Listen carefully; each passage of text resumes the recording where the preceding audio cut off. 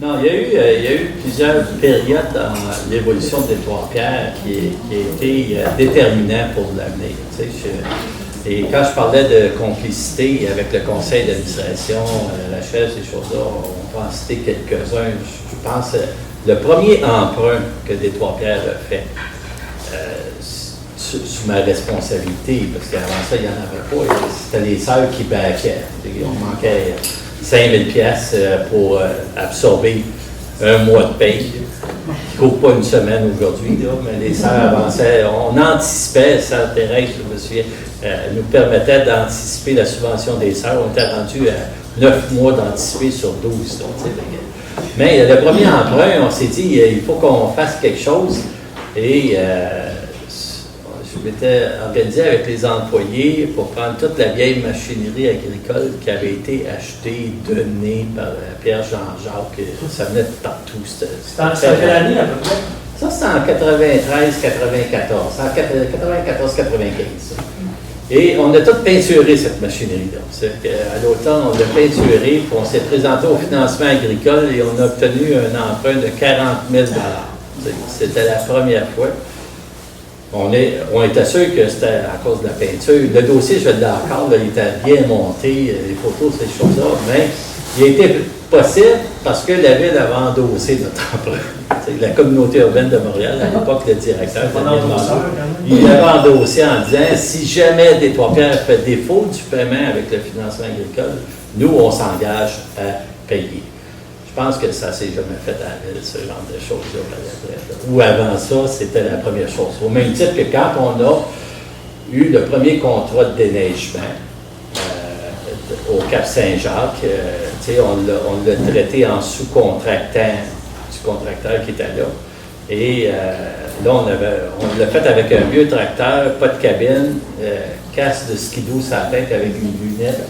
Et on déneigeait le Cap-Saint-Jacques. Puis après ça, on disait bon, on n'est pas assez bon pour la faire. La ville elle donne le contrat à quelqu'un d'autre. La ville, c'est notre bouc émissaire, mais c'est notre pourvoyeur en même temps. La ville, c'est ça.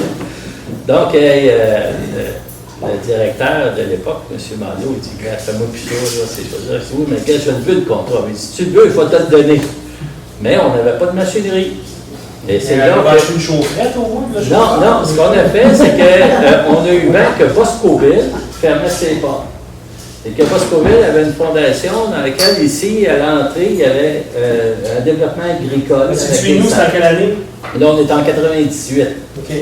Et là, ce qu'on a fait, c'est que j'ai rencontré les gens de Boscoville et on a fait un offre d'achat sur le tracteur qu'on a payé 15 000 $ qui était l'équivalent du contrat de déneigement. Et quand ils ont accepté de nous le vendre avec ce prix-là, la Fondation, j'ai été voir le directeur des parcs, puis on est au mois de juillet, puis je dis paye-moi le contrat. J'ai mon cabinet. Je pourrais acheter le tracteur. Fait qu'on s'est entendu qu'il y a eu un déboursé, ça encore là, c'est une chose qui se faisait jamais, un déboursé avant l'exécution du contrat.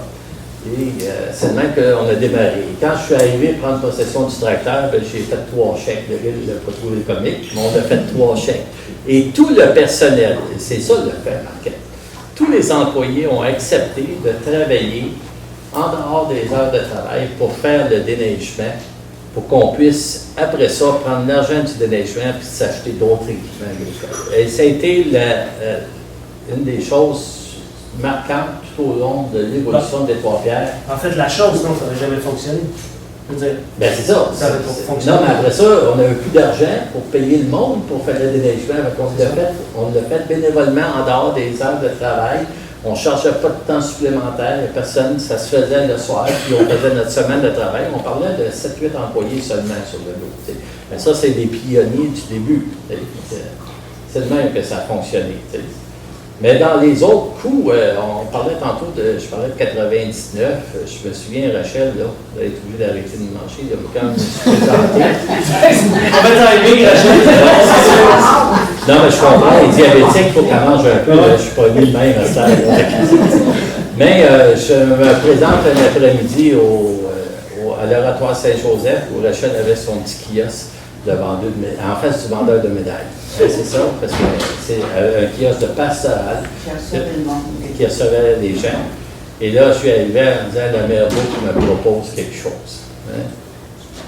On parlait, le maire Bourque avait envoyé des conseillers pour faire en sorte que Détroit-Pierre puisse présenter un projet pour la prise en charge du site de post-COVID.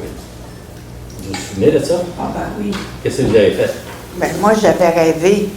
Moi, je suis une rêveuse de nuit.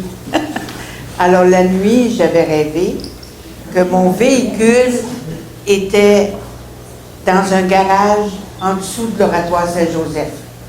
Alors, j'étais allée voir le recteur, puis je lui ai dit, mais il faut que je sorte mon véhicule, mais je n'ai pas la clé. Qui va me donner la clé? On m'a dit, ben, tout à coup, on dit, monsieur le maire. Je me réveille, je me dis, quel rêve que c'est ça? Monsieur le maire qui va me donner la clé. André-Marie, il me fait venir au Cap-Saint-Jacques, je pense. Puis là, il me dit, les conseillers du maire sont venus me voir. Puis, ils nous disent de faire un projet pour Boscoville, puis d'aller avec le véhicule que je choisis. Vous comprenez, le véhicule. Et lui, son véhicule, c'était Détroit-Pierre. Alors, il me dit, Rachel, qu'est-ce que vous en pensez? Ben, allons-y. Je l'ai rêvé. Ben oui, moi, j'avais laissé. Tu comprends? Lui, il avait reçu les conseillers, puis le maire, et tout ça, puis moi, j'avais laissé. Alors, allons-y. Et là, vous avez décidé d'organiser un conseil d'administration. Oui. Pour mettre au courant les membres du conseil d'administration de l'opportunité que Détroit-Pierre avait. Et il faut se rappeler que quelques mois auparavant, on venait de subir, on venait de mettre les genoux à terre parce que la CUM avait dit, je coupe au subside, fait qu'on s'était dit, il faut rétablir l'équilibre des forces, puis ça doit passer par un autre emplacement où Détroit-Pierre peut faire les solutions, se développer. Si jamais la ville décide qu'on n'est plus dans le décor, il faut qu'on soit capable de continuer à évoluer. Donc, Rachel appelle le président de l'époque, dit je veux un conseil d'administration, me voici, et on a déposé au conseil d'administration cette proposition-là. Ça a eu comme conséquence 3 démissions au conseil d'administration. Donc, ça a brassé, là. Ça a brassé. Parce que, en fait, et c'est correct, parce que les personnes qui ont quitté au conseil ont dit on ne veut pas être un frein au développement de Détroit-Pierre dans cette orientation comme ça. Et pour nous autres, on ne sera pas capable de suivre cette évolution-là. Donc, on préfère se retirer. Notre temps est fait. Donc, 99, c'est un moment charnière. C'est-à-dire qu'il y a une autre vision complètement. Complètement. Et c'est là que Rachel dit, et quand on reçoit la lettre, parce que j'avais la lettre chez moi adressée à Sœur Rachel, présidente. Non, vous n'étiez pas présidente. Non, non, j'étais. Ben, c'est parce qu'on me respectait comme celle qui a commencé le projet, là. Ouais. Alors, j'ai reçu la lettre du président qui démissionnait. Alors, moi, j'ai appelé tout de suite André, c'est ça, le dimanche soir. Puis je lui ai dit, là, il a démissionné. Alors maintenant, mène Détroit-Pierre, conduis Détroit-Pierre où tu veux l'amener. Ça a été ça. Vous êtes depuis longtemps complice. Oui. Et un point important aussi. Veux-tu t'en compter qu'on a été complices? Oui. Joanne, tu peux avoir deux affaires. Un jour, là, il me fait venir, il était au Cap-Saint-Jacques, tu sais, dans la maison du jardinier, là. Bon. Il me fait venir, puis il me dit, Sœur Rachel, est-ce que vous m'aimez? Ben, j'ai dit, ben oui, pourquoi tu me poses cette question-là? Ben, il dit, c'est parce que vous êtes partout. Il dit, si vous voulez, vous allez vous occuper de la mission, puis moi, je vais m'occuper des opérations. Voyez-vous, là, il faisait, ben, je dis, bien sûr, parce que moi, si j'étais partout, c'est parce qu'on venait de nous relever d'une grosse crise, et puis les gens ne savaient pas trop comment faire la caisse là, comment faire telle affaire là, telle affaire. Mais lui, il était nommé pour être quel titre qu'on t'avait donné, là? Ben, le jardinier. Le chiot! Non, c'était jardinier, il avait un titre. Contremaître de la ferme. Contremaître de la ferme. Bon, c'est bien plus gros que jardinier. Contremaître de la ferme.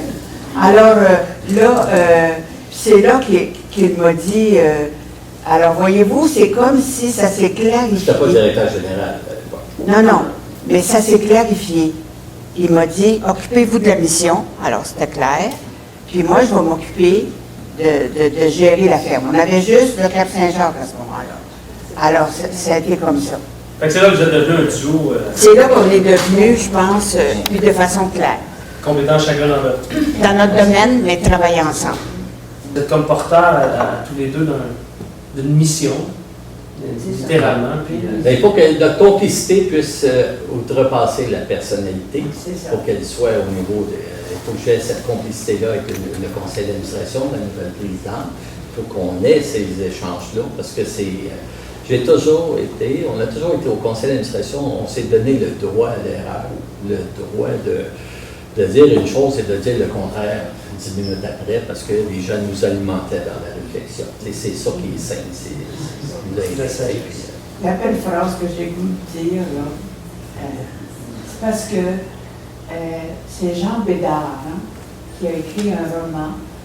Puis dans ce livre-là, la femme qui a eu beaucoup de misère et tout ça, puis qui s'en sort, à un moment donné dit « Oh, j'aurais peur que l'univers de mes désirs prenne la place de l'univers qui me désire. » Et je pense que c'est ce qui nous conduit. C'est pas nos désirs, mais c'est de se laisser désirer par l'univers. C'est grand, ça. C'est beau. À y réfléchir, là, plus on découvre des choses là-dessus.